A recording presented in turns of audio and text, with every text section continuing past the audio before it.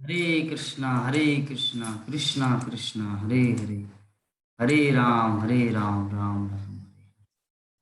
तात्पर्य में श्रील प्रभुपाद क्या बता रहे कि यह मत कि आधुनिक परमाणु बम का विस्फोट संसार का संहार कर सकता है, बचकानी कल्पना है। पहले तो परमाणु ऊर्जा संसार का विनाश करने के लिए पर्याप्त तो सशक्त नहीं है।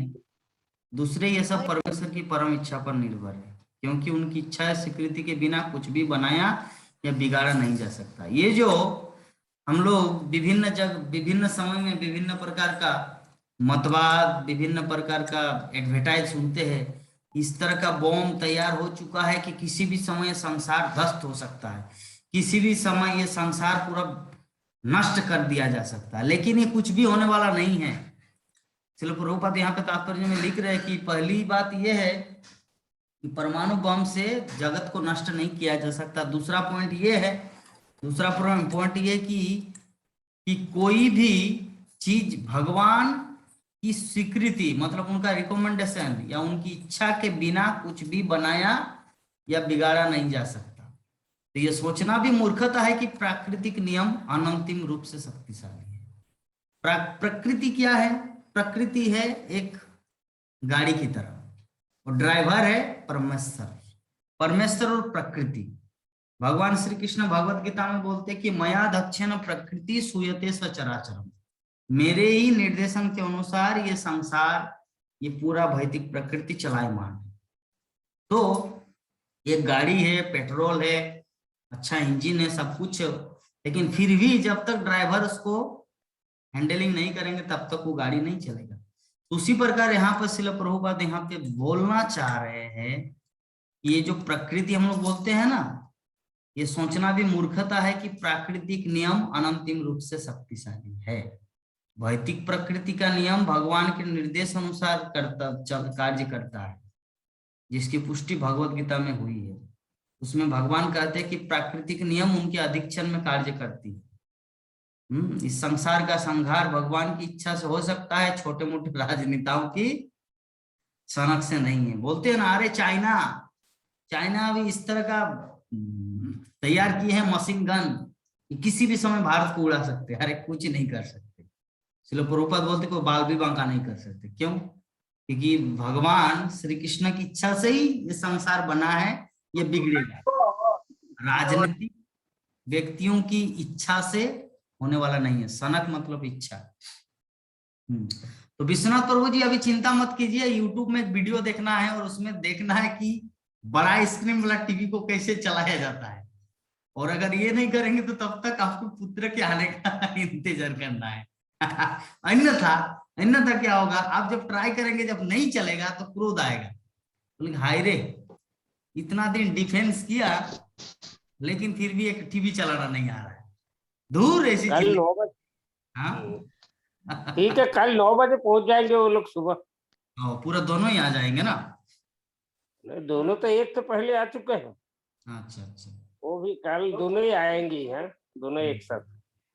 चलिए, तो अभी ये छोटे स्क्रीन में ही देखिए, मोबाइल के 4 फीट में क्या किया जाए। चार चार चार 4 इंच ना। Mobile screen. तो भगवान श्री कृष्ण ने इच्छा प्रकट की कि द्रोणी तथा अर्जुन दोनों के द्वारा छोड़े गए अस्त्र लौटा लिए जाए, और अर्जुन ने तुरंत ही इस आज्ञा का पालन किया। तो इसी प्रकार सर्वशक्तिमान भगवान के अनेक दूत है, और भगवान जो चाहते हैं वो उनकी इच्छा से ही कोई संपन्न कर सकते। तो यहाँ पे हम लोग को शिक्षणीय जो बात है क्या लेना है कि भगवान जब किसी के द्वारा कुछ करना चाहते हैं तो असंभव कार्य भी संभव होता है। हनुमान को बोला कि चलो जाओ, एक जंप में लंका चले। हनुमान बोले ठीक है, जाता हूँ। बोले कि लक्ष्मण शक्तिशाली में पड़ा हुआ है, जाओ उनके लिए औषधि लेके आओ गंधमादन पर्वत से। एक जंप मार के चला गया गंधमादन पर्वत से। अभी पहचान नहीं पा रहे कि कौन सा औषधि है, पूरा पहाड़ को उठा के लेके आया।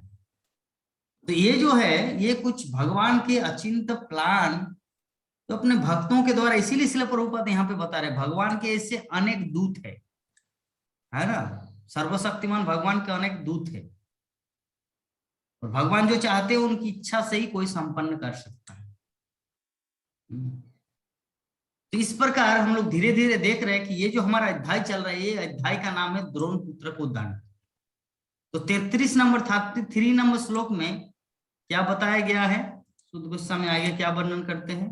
ततसाद्यो तरसा दारुणम गौतमी सुतम बबंधाम श्रताम रक्ष पशुंग रसनया जथा। तांबे के 2 लाल तप्त गोलों के समान क्रोध से प्रज्वलित आंखें किए अर्जुन ने अत्यंत दक्षता पूर्वक से गौतमी के पुत्र को बंदी बना लिया और उसे रस्सियों से पशु की तरफ बांध लिया। पढ़िए तो प्रभु जी, विश्वनाथ प्रभु, और तात्पर्य को। अश्वत्थामा को माता कृपी का जन्म गौतम कुल में हुआ था। इस श्लोक की महत्वपूर्ण बात यह है कि अश्वत्थामा को छोड़कर पशु की भांति रस्सी से बांध दिया गया। श्रीधर स्वामी के मतानुसार अर्जुन को अपने धर्मों का पालन करने के लिए इस ब्राह्मण पुत्र को पशु की भांति पकड़ना पड़ा। श्रीधर स्वामी के इस प्रस्ताव को पुष्टि बाद में श्री कृष्ण के कथन से भी हो जाती है, हो जाते हैं। अश्वत्थामा द्रोणाचार्य तथा कृपी का बोध पुत्र था, परंतु उसने अपने जीवन को पतित बना लिया था। अतएव उसके साथ ब्राह्मण के तुल्य नहीं अपितु पशु तुल्य व्यवहार करना ही उचित था। तो यहाँ पर प्रभुपाद कितना सुंदर ढंग से समझाए कि अर्जुन इतना क्रोधित हुआ कि तब तक गोलों के समान क्रोधित प्रज्वलित आंखें की अर्जुन ने क्या किया? पूरा एक्सपर्टली, दक्षता पूर्वक गौतमी के पुत्र को बंदी बना लिया। और बंदी बनाने के बाद उसको कैसे बांधे? जैसे हम लोग बेल को बांधते हैं, जो गांव घर में जो बेल रखते हैं, जैसे हमारे घर में अभी भी है बेल, गोरू। नंद किशोर माता जी कभी गोरू चराए हैं? कभी बेल है आपके घर में? कभी बेल था या अभी भी है गांव के घर में? हाँ, है ना विश्वनाथ प्रभु? हाँ प्रभु। अच्छा, आपके घर में अभी गांव में भी बेल नहीं रखते हैं प्रभु। गांव में आजकल बेल नहीं रखते, आजकल ट्रैक्टर हो गया कृषि के लिए। आजकल वो सब वो जो पावर टिलर ट्रैक्टर ये सब हो गया ना, और माल चासी का माल धोने के लिए भी उसी में लेके आता है मार्ट से, जमीन से घर को। ये आजकल हो गया। तो इसीलिए समझ गया। तो जैसे बेल को हाँ, अभी तो बेल का कोई ये नहीं है, सभी बुद्धिमान हो गए लोग, चासी बासी काम छोड़ के बिजनेस करने लग गया। तो जो भी है, तो अश्वत्थामा को कैसे बांधे? जैसे पशु को रस्सी बांध के घर ले आए, जैसे बेल को पकड़ के हम लोग लाते, पकड़ के मतलब हल चलाने के लिए उसको ये देना पड़ता है। तो पशु की भांति बांध दिए। तो यहाँ पे जो गौतमी शब्द आया है, गौतमी का पुत्र, गौतमी पुत्र क्यों हुआ? यहाँ पे श्रील प्रभुपाद तात्पर्य में लिख रहे हैं कि ये जो अश्वत्थामा की माता जिनका नाम है कृपी, तो कृपी कहां से आया? गौतम कुल से। और गौतम हम लोग जानते हैं जो अहल्या और गौतम, तो गौतम कुल से आने के कारण उनकी माता का नाम हुआ गौतमी, और गौतमी का पुत्र है अश्वत्थामा। तो इस श्लोक की महत्वपूर्ण बात यह है, अश्वत्थामा को पकड़कर पशु की भांति रस्सी से बांध दिया गया। तो श्रीधर स्वामी बताना चाह रहे इस तात्पर्य में कि अर्जुन को अपने धर्म का पालन करने के लिए इस ब्राह्मण पुत्र को पशु की भांति पकड़ना पड़ा। ब्राह्मण पुत्र को पशु की भांति क्यों पकड़ा? तो यहाँ पे श्रील प्रभुपाद कमेंट में बता रहे कि श्रीधर स्वामी के इस प्रस्ताव की पुष्टि के बाद में भगवान श्री कृष्ण के कथन से एक सेकेंड,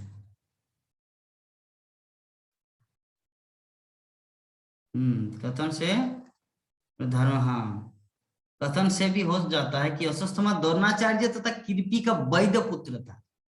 वैध पुत्र मतलब अवैध नहीं, अवैध पुत्र अलग होता है, वैध पुत्र, वैध पुत्र मतलब माता पिता का संतान, और अवैध मतलब रखेल। हो सकता है जो किसी का पुत्र हो वो रखेल है, उनका वाइफ है घर में, लेकिन किसी को रखेल रखी है और उनसे भी एक पुत्र जन्म दिया, तो उसको होता है अवैध पुत्र। और अश्वत्थामा क्या था, वो वैध पुत्र था, लेकिन फिर भी उनका ब्राह्मण का गुण नहीं था। यहाँ पे श्लोक प्रभुपाद बता रहे हैं कि अश्वत्थामा द्रोणाचार्य तथा कृपी का वैध पुत्र था, परंतु उसने अपने जीवन को पतित बना लिया था। अतः उसके साथ ब्राह्मण के तुल्य नहीं अपितु पशु तुल्य व्यवहार करना उचित था। व्यक्ति किसी भी खानदान में जन्म क्यों न ले, उसके व्यवहार, उनका परिचय ही बता देता है कि वो किस तरह का व्यक्ति है। वो पतित बना लिया अपने जीवन को। माता पिता नहीं चाहते कि मेरा पुत्र डिग्रेडेड हो, पतित हो, लेकिन फिर भी क्या करे, कुछ कुछ परिस्थितियां ऐसे आती है कि माता पिता के कंट्रोल के बाहर चले जाते हैं व्यक्ति। तो जो भी है, तो आगे बताया गया कि शिबिराय निनिसंतम रज्जाबद्धं बद्धारिपुं बलात् प्राहार्जुनं प्रकुपितो भगवान अम्बुजेक्षणा। पढ़िए।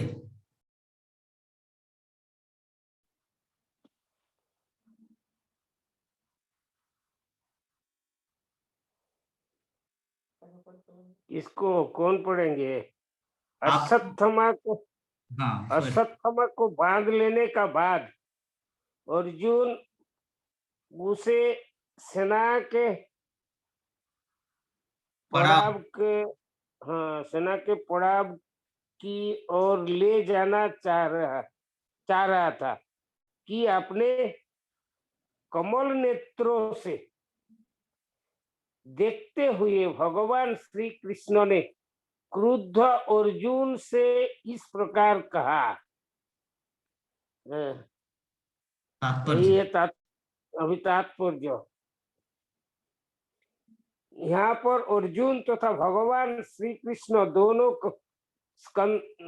को क्रुद्ध बताया गया है, लेकिन अर्जुन को आंखें लाल तांबे की तप्त गोले के समान थी, जबकि भगवान की आंखें कमलवत थी।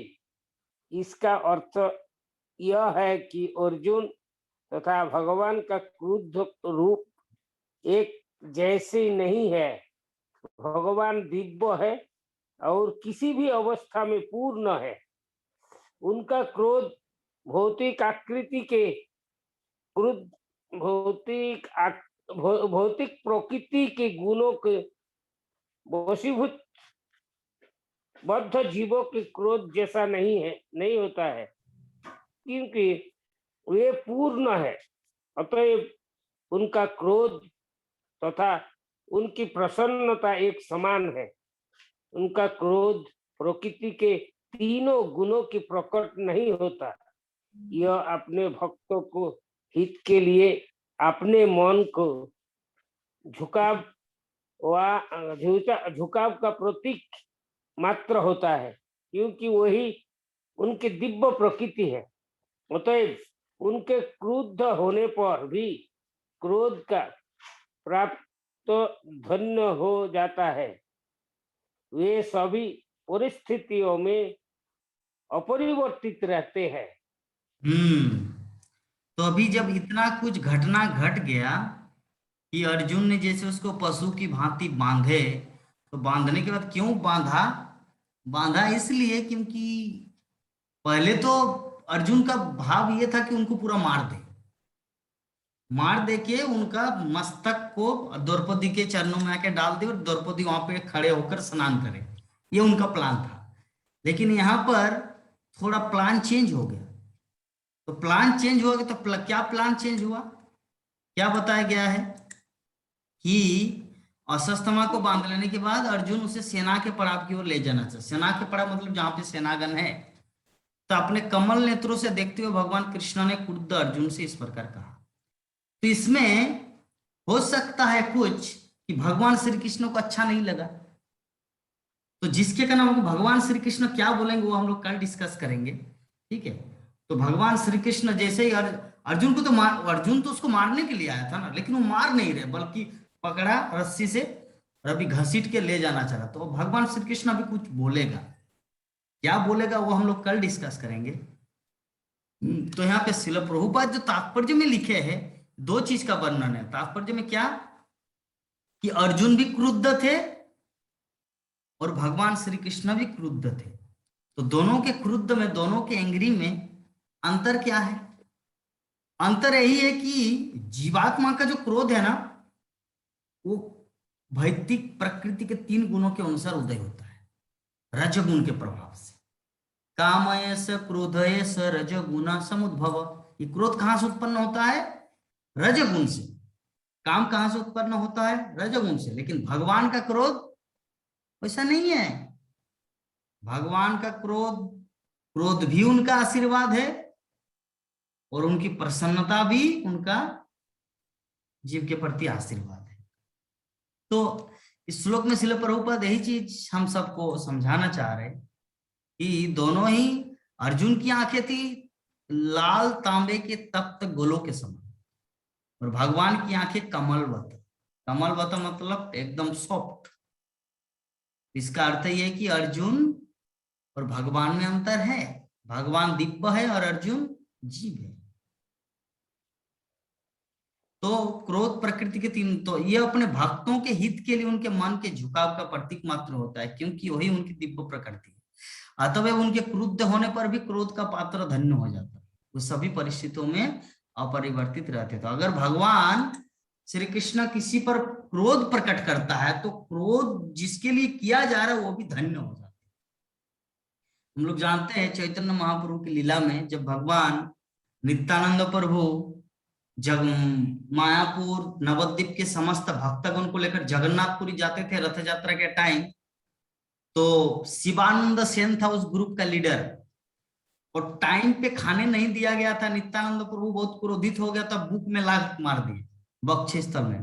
बोले कि बेटा इतना मेरा पेट में जलन हो रहा है, खा नहीं पा रहा हूं, भूख से जीवन जा रहे हैं और ये टाइम पे खिला नहीं रहे, तुम उनको लात मारा। तो शिवानंद सेन बोले कि प्रभु आज तो मेरा जीवन धन्य हो गया कि आपका लात मुझे मिला है। तो इस प्रकार भगवान का लात, भगवान का प्रेम दोनों एक समान होते हैं, ठीक है। तो भगवान श्री कृष्ण क्या बोलेंगे वो हम लोग कल डिस्कस करेंगे। तो अब तक कितना नंबर श्लोक? अभी हम लोग श्लोक पाठ किए अबाउट 28 नंबर से लेकर 34, 28, 29, 30, 31, 32, 33, 34, 7 श्लोक का पाठ किए। 28, 29, 30, तो 7 श्लोक जो पाठ किए, इस संबंध में अगर किसी भक्त का कुछ any question, any doubt, any feedback, comment तो पूछ सकते हैं। हरे कृष्णा। हरे कृष्ण। नंद किशोरी माता जी का पहला प्रश्न, बोलिए माता। नहीं पर मुझे ये हट गया था, ये वीडियो पे ऑन कर रहे हैं। यही होता है हमारे जूम क्लास में और मायापुर टीवी के क्लास में। मायापुर टीवी के क्लास में जैसे ही क्लास खत्म हो जाता है, बोले कि किसी का कुछ प्रश्न, एक साथ में 3 हाथ उठता है, लेकिन यहाँ पे जबरदस्ती करके भी किसी का हाथ नहीं उठता, इसीलिए दुख होता है।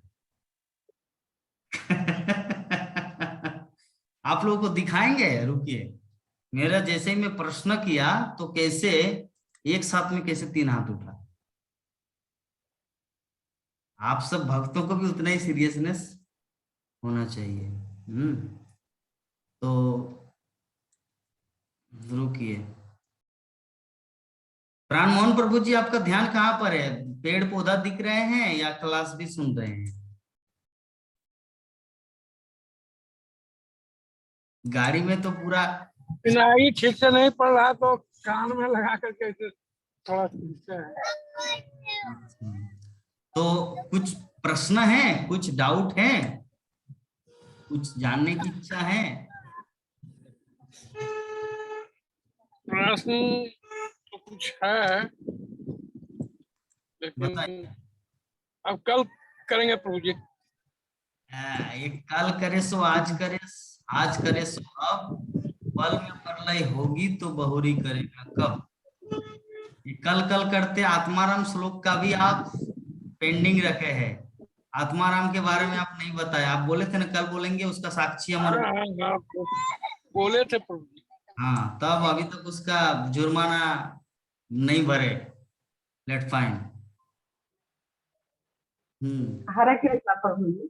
हरे कृष्ण। प्रभु जी, ये जो ब्रह्म अस्त्र जो अर्जुन अश्वत्थामा चलाए थे, हाँ तो वे ब्रह्म अस्त्र चलाने के तो जानते थे, लेकिन उसको वापस लेने के लिए नहीं जानते थे, यही ना। हाँ और अर्जुन जो थे सो दोनों जानते थे, चलाना और वापस लेना। यस, उनको दोनों आता था, चलाना भी और उनको दोनों आता था। हाँ तो वो जानते थे पहले से ही कि मेरे को तो ये दोनों आता है, फिर भी कृष्ण भगवान के आदेश के अनुसार ही किए हुए। आचार्यों के द्वारा वो चीज कृष्ण भगवान वहां थे, कृष्ण भगवान थे, तो उनको राउंड लगा करके उनको परिक्रमा करके उन्हें फिर आदेश दिए आज का कि आप अर्जुन तुम बाण चलाओ। तो आपको दिखा रहे एक चीज कि हमारे जब मायापुर टीवी पे जब मैं क्लास देता हूँ तो भक्तगण क्वेश्चन कितना जल्दी करता है। विश्राम लेते हैं, विराम देते हैं। तो इस संबंध में अगर किसी भक्त का कुछ अगर प्रश्न हो, एक दो प्रश्न तो ले सकते हैं। हरे कृष्ण। ऐसे बोला जाता है कि अपना जो भक्ति है उसको करना पड़ेगा, कोई दूसरा हमारे लिए नहीं कर सकता। तो लेकिन आप जब बोल रहे थे ध्रुव महाराज के बारे में, तो उनके माता जी, तो उन्होंने तो वैसे भक्ति नहीं किया था, लेकिन वो भी ध्रुव महाराज की वजह से वो भी स्पिरिचुअल वर्क चले।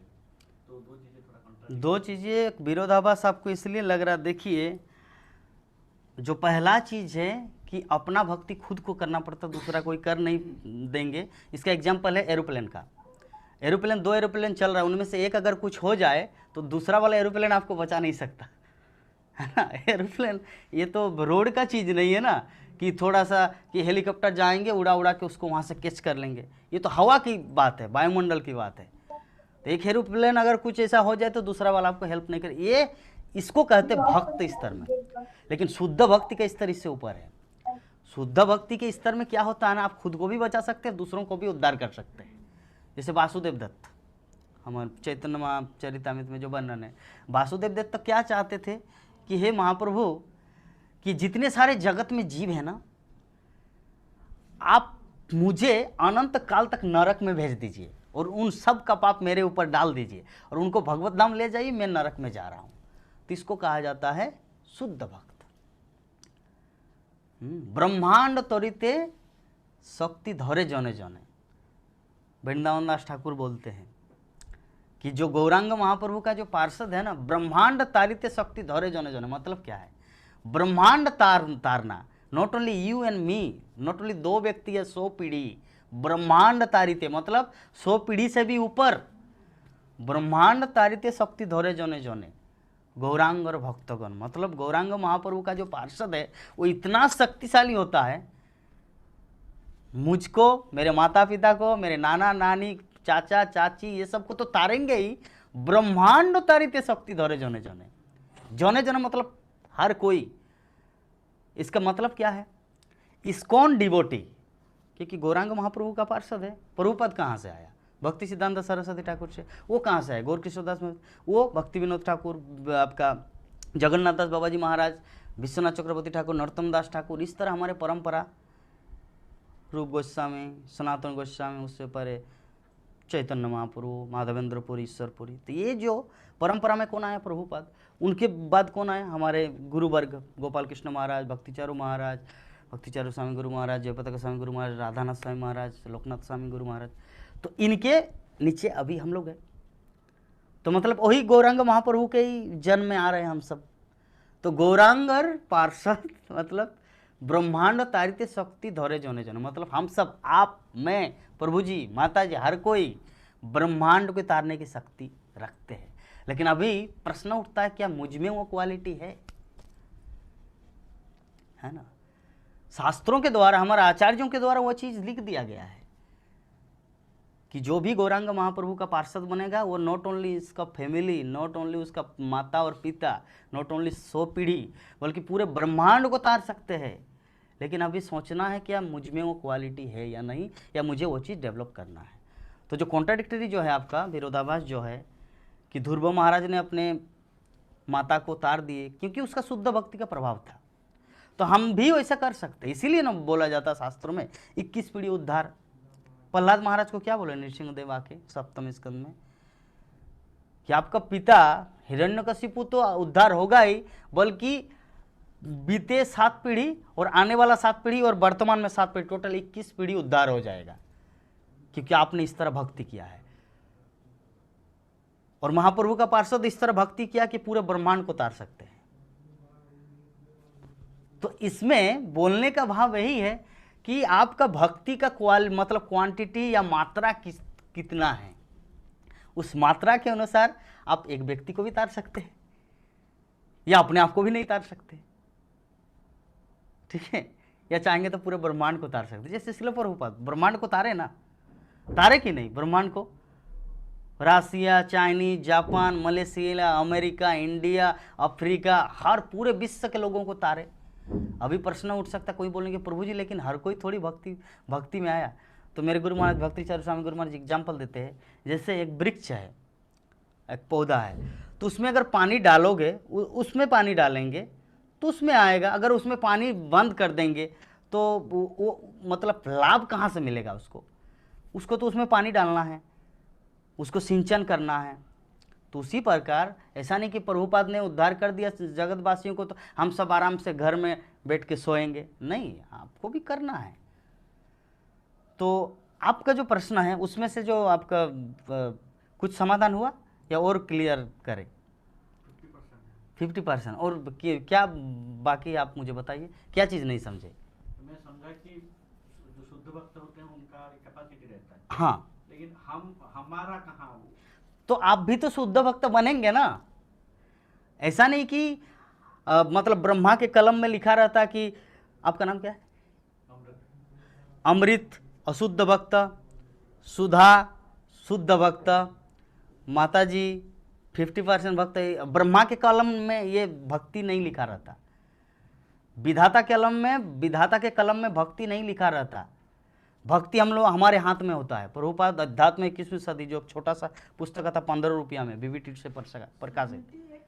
हाँ, सुलझी महिला थी और ध्रुव को आगे करने के लिए सबसे ज्यादा सुनी थी ध्रुव की माता जी। हाँ, तो खुद ही भक्तिमय महिला थी। हाँ, भक्ति महिला थी, लेकिन वो तो ऐसे 16 माला जप या 64 माला जप ऐसा तो कुछ नहीं किए थे ना। एक्चुअली वो भगवत धाम के ध्रुव महाराज के प्रताप से। तो उसी प्रकार हमारे भक्ति का अगर इस तरह पावरफुल भक्ति हो, हमारा अच्छा भक्ति हो, तो हम बहुत सारे लोगों को उद्धार कर सकते हैं। लेकिन फिर भी व्यक्ति को कभी ये भाव नहीं ले, ओ प्रभुपाद तो हमारा ठेका लगे रखा है तो हम मुझे थोड़ा भक्ति को उतना सीरियस नहीं। सीरियस तो आपको होना है, क्योंकि उनके पास क्या कोई इस्कॉन डिवोटी गया था क्या? सुनीति माता जी के पास नहीं गया था, तो वो कैसे भक्ति करेंगे? वो जानेंगे तब तो। रानी है बेचारी, रानी के कौन आके उनको समझाएंगे?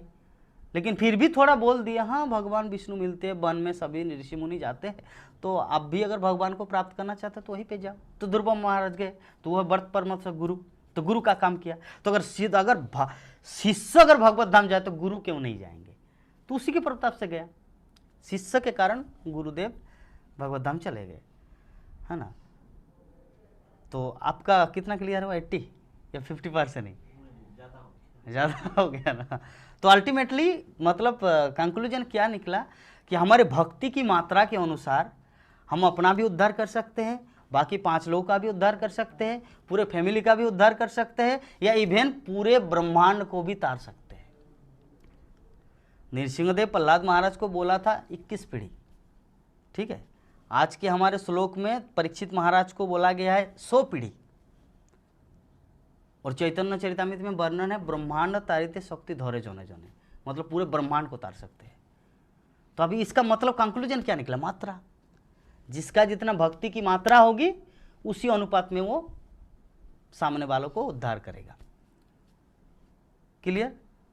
एनी अदर क्वेश्चन आपका कोई माता जी? और किसी का कुछ प्रश्न है? गोस्वामी महाराज ने परीक्षित महाराज को बोला, हम्म, फिर एक शौनक मुनि का भी उसमें आता है, और फिर वेद व्यास जी बोलते हैं, और वेद व्यास जी से निकला है, तो इसमें बहुत सारे कन्फ्यूजन है, तो थोड़ा उसके बारे में। अच्छा सबसे पहले हम लोग जानते हैं कि श्रीमद् भागवतम लिखा नारद मुनि के इंस्पिरेशन, जब नारद मुनि आके इंस्पायर किया व्यासदेव को कि तुमने महाभारत, 4 वेद, 18 पुराण ये सब लिखा, लेकिन फिर भी तुम्हें संतुष्टि प्राप्ति नहीं हुआ, तो एक काम करो, क्योंकि तुम्हारे हृदय में संतुष्टि इसीलिए नहीं हुआ क्योंकि तुम भगवान कृष्ण की महिमा का गान नहीं लिखे। तो तुम संतुष्टि तभी प्राप्त करोगे जब तुम भगवान कृष्ण की महिमा लिखोगे। तो तुम क्या करो, श्रीमद् भागवतम लिखो। तो व्यासदेव भागवतम लिखना शुरू किया बद्रिक आश्रम में नारद मुनि के कहे अनुसार। उसके बाद जब सुखदेव गोस्वामी प्रकट हुआ तो सुखदेव गोस्वामी को भागवतम को पढ़ाया, व्यासदेव ने सुखदेव गोस्वामी को भागवतम को पढ़ाया, ठीक है। तो सुखदेव गोस्वामी जब भागवतम को पढ़ाया, मतलब व्यासदेव ने जब अपने पुत्र को पढ़ाया भागवतम, तो भी पढ़ने के बाद अभी वो कहीं पर तो कोचिंग खोलना है ना दूसरों को शिक्षा देने के लिए, तो अभी कहाँ पे कोचिंग खेलेंगे, उस तरह का कोई कैंडिडेट मिला नहीं। तो तब तक सुखदेव गोस्वामी अपने हृदय में ही वो ज्ञान था। लेकिन जिस समय परीक्षित महाराज को श्राप मिला और घर परिवार छोड़ दिए कि 7 दिन के अंदर उनका मृत्यु होने वाला है, तब वो गंगा तट पर आए। और गंगा तट पर जब हजारों ऋषि मुनि वहाँ पर बैठे थे, तो वहाँ पे ऋषि मुनियों को पूछे कि मेरा तो जीवन का ओनली 7 दिन समय मिला, तो इस हालत में मैं क्या करूँ। कोई बोलते कि गर्म घी पियो और मर जाओ, कोई बोलते कि गंगा के अंदर मतलब ऐसे डूब डूब के पानी पी पी के मर जाओ। विभिन्न ऋषि विभिन्न अपना अपना मंतव्य दिए। तो उसी समय सुखदेव गोस्वामी वहाँ पे प्रकट हुए और सुखदेव गोस्वामी आके बोले कि महाराज जीवन के अंतिम क्षण में आपको श्रीमद् भागवत का पाठ करना है। तो उस समय जो सुखदेव गोस्वामी ने परीक्षित महाराज को भागवतम 7 दिन कथा सुनाया, तो उसी सभा में उनका पिता व्यासदेव, नारद मुनि, बहुत सारे भक्तगण बैठे थे, इवन पार्वती महादेव भी। तो उसी सभा में एक व्यक्ति बैठा था, वो था सूत गोस्वामी। तो जब हम लोग 12 स्कंद में जाएंगे, 12 स्कंद में, तब परीक्षित महाराज को बोलेंगे, ये परीक्षित वो देखो जो सूत गोस्वामी बैठा है ना, यही भविष्य में श्रीमद् भागवत कथा करेंगे कलि युग में शौनक आदि ऋषियों को नैमिषारण्य के तट पर। तो सुखदेव गोस्वामी 5000 वर्ष पूर्व ही इसका भविष्यवाणी कर दिया था। मतलब एग्जाम्पल, वो रहा सूत गोस्वामी, आप रहा Parikshit Maharaj, I am not Sukhdev Goswami.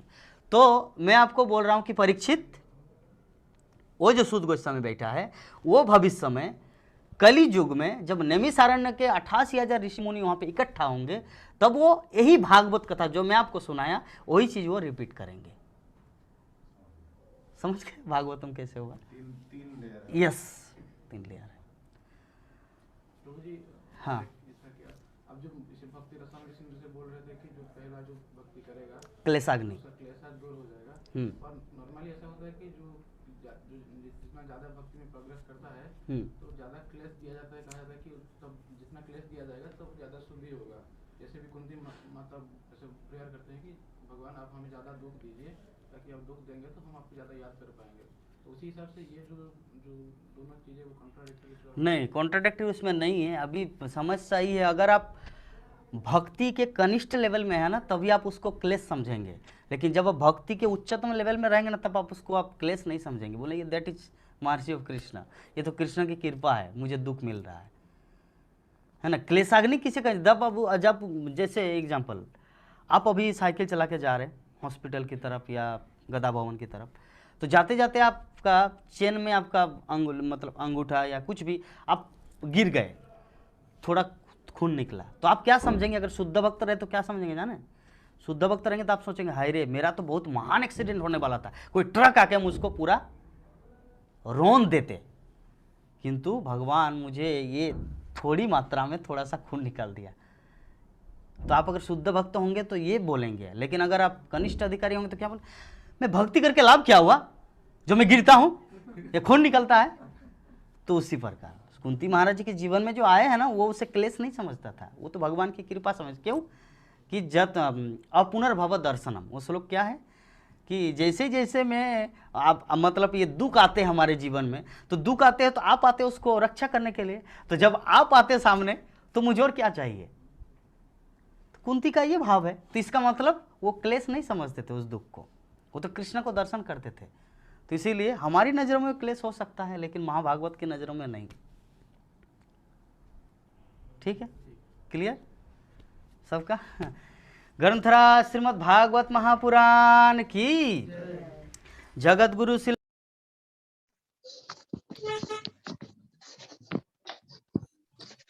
हरे कृष्णा। नंद किशोरी माता जी, ये होता है प्रश्न, लाइन बाय लाइन प्रश्न, लाइन बाय लाइन प्रश्न। एक खत्म होगा तो दूसरा प्रश्न, दूसरा खत्म हो तो तीसरा प्रश्न। इसीलिए मैं बोलता हूँ कि मैं मायापुर टीवी में जब क्लास देता तो हजारों प्रश्न आते हैं, लेकिन जूम क्लास में चिल्ला चिल्ला के बोलने के बावजूद भी एक प्रश्न नहीं आता। क्यों? ये मेरा डाउट रहता। चलिए, हमारे गीता माता जी का प्रश्न आए इतना रिक्वेस्ट करने के बाद। हरे कृष्णा, मुझे एक चीज जानना है।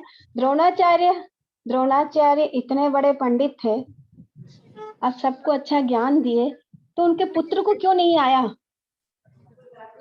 उनके पुत्र को वो ज्ञान क्यों नहीं दिए वापस ब्रह्मास्त्र को लाने? लेकिन लिए नहीं ना,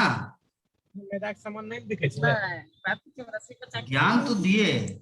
ज्ञान तो जैसे इसके एग्जाम्पल कैसे देंगे? बहुत ऐसे घटना है, वाल्मीकि ना बेन, राजा बेन ना, राजा बेन, उनका पिता का नाम क्या था? अंग। उनका पिता का नाम उत्कल, उसका पिता का नाम ध्रुव।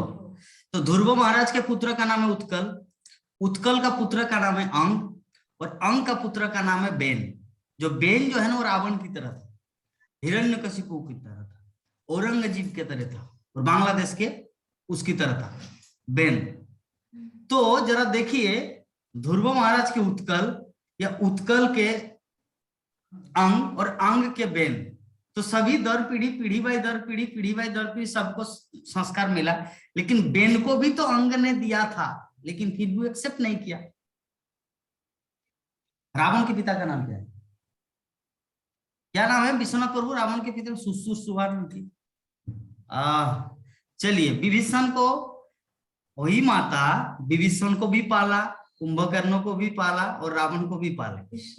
विश्रवा, विश्रवा का पुत्र कौन है? रावण, कुंभकर्ण और विभीषण। तो विभीषण हुआ राम भक्त और कुंभकर्ण और रावण हुआ असुर। तो माता पिता का दोष नहीं होता इसमें। अल्टीमेटली बोलने का भाव जो ये है ना, कि द्रोणाचार्य का दोष नहीं है, जैसे विश्रवा का दोष नहीं था, उत्कल ध्रुव महाराज अंग का दोष नहीं था, बेन महाराज जो इसे गलती की, अजामिल के पिता का दोष नहीं था, अजामिल को वन भेज के फूल लाने, अजामिल खुद डाइवर्ट हो।